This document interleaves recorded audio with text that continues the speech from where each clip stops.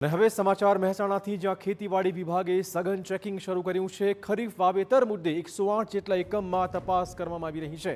બિયારણ, ખાતર અને કીટનાશક દવાના નમૂના લઈ લેવાયા છે। 8 જેટલા ખાતર બિયારણ વિક્રેતાઓને નોટિસ ફટકારાઈ છે।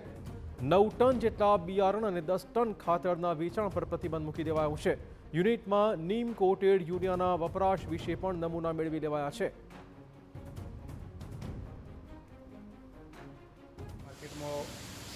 સઘન ચેકિંગ પણ હાથ ધરવામાં આવેલું હતું અને શંકાસ્પદ નમૂનો પણ લેવામાં આવેલો હતો।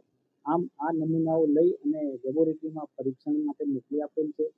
વિઝિટ દરમિયાન 8 જેટલા વિક્રેતાઓને નોટિસ આપેલી છે અને ખાસ કરીને એનો જથ્થો સ્ટોક સેલ પણ કરવામાં આવેલો છે, જેમાં 9200 કિલો જેવું બિયારણ સ્ટોક સેલ કરેલું છે અને 10 ટન જેટલું ખાતર પણ સ્ટોક સેલ કરેલું છે, જેની રકમ 33 લાખ જેટલી થવા જાય છે।